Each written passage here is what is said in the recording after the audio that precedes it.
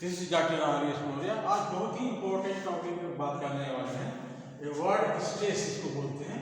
ये अंग्रेजी में बहुत ही इम्पोर्टेंट चीज़ होता है। अगर आप अंग्रेजी में सही में कुछ जानना चाहते हैं और so far as speaking course is concern, इस बिना इसके जाने आप जो है अच्छी अंग्रेजी बोल नहीं सकते। और बोलने के क्या आप इसके एलिमेंट्स के बारे में नहीं जान सकते। You cannot know about the very elements of speaking English। तो जैसे मैंने कहा कि ये होता क्या है, तो वर्ड स्ट्रेस क्या होता है? ये होता है a degree of force given on the syllable of a word। the degree of a degree of force, जिस फोर्स से हम किसी सिलेबल पर हम को बोलते हैं, जिस फोर्स से the force we adopt to speak to give impact on the syllable, उसको बोलते हैं स्ट्रेस। जैसे ये देखिए, हमने लिखा ये अबाउट और यहाँ एलोन लिखा, लेकिन ये पढ़ा कैसे? इस पर स्ट्रेस देना पड़ता है। इस पर यह ऐसे पढ़ेगा और ऐसे पढ़ेगा, तो इसको बोलेंगे अबाउट। क्या बोलेंगे? अबाउट। और इसको बोलेंगे अलोन। तो गाइस, ये अंग्रेजी हिंदी जैसा फ्लैट नहीं होता। इसके शब्द में उतार चढ़ाव होते हैं। जितने सिलेबल होते हैं उसी सिलेबल के अनुसार इसको बोला जाता है। जैसे ये तो हमने एक सिंपल उदाहरण दिया। दूसरा उदाहरण ये देखिए, ये हम शब्द लेते हैं एग्जामिनेशन। ये वर्ड है एग्जामिनेशन। तो एग्जामिनेशन जो है, इसको जब हम इसको फोनेटिक ट्रांसक्रिप्शन में लिखते हैं, जैसे आप बताया था हमने एग्जामिनेशन, तो इसमें दो स्ट्रेस है। एक तो हम इसको यहाँ पर स्ट्रेस देते हैं, क्या इसको बोलेंगे एग्जामिनेशन। पहला स्ट्रेस ये हुआ। जो पहला स्ट्रेस होता है उसको बोलते हैं प्राइमरी स्ट्रेस। इसको बोलते हैं प्राइमरी स्ट्रेस। प्राइमरी स्ट्रेस का मतलब होता है वहाँ पर हम ज़्यादा दबाव देते हैं। प्राइमरी स्ट्रेस वहाँ पर ज़्यादा दबाव देते हैं। और ये देखते हैं एग्जाम, ये जो है सेकेंडरी स्ट्रेस है। इसको बोलते हैं सेकेंडरी स्ट्रेस, जहाँ पर हम इसको बोलते हैं सेकेंडरी स्ट्रेस, जहाँ पर हम कम दबाव देते हैं, सेकेंडरी स्ट्रेस। इसको तो प्राइमरी स्ट्रेस और सेकेंडरी स्ट्रेस, तो दो तरह का स्ट्रेस होता है। और अधिकतर हम प्राइमरी स्ट्रेस से ही कंसर्न करते हैं। सेकेंडरी स्ट्रेस तो लोग नहीं लगाते, उतना हम लोग उतने एक्सपर्ट नहीं हैं। लेकिन प्राइमरी स्ट्रेस मैटर करता है। जैसे एग्जामिनेशन, एग्जामिनेशन है, तो ये जैसे या इस पर स्ट्रेस एग्जामिनेशन, तो किस पर दिया जाता है? जैसे सिलेबल है, ये दो सिलेबल का है, नहीं? एक सिलेबस ये सिलेबल ये है और एक दूसरा ये है। तो इसके पहले जो कॉन्सोनेंट साउंड होता है उस पर स्ट्रेस दिया जाता है, वॉवेल पर नहीं दिया जाता। जैसे यहाँ पर दिया जाएगा, इस पर दिया जाएगा। तो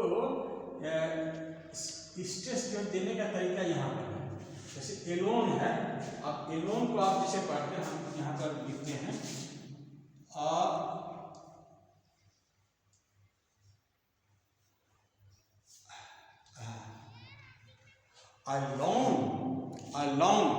अलोन। तो जो है ये तो एक सिलेबल हो गया, ये दूसरा डिफ्थांग्स है। तो डिफ्थांग्स वाले के पहले जो कॉन्सोनेंट आता है उसके ऊपर स्ट्रेस दिया जाता है।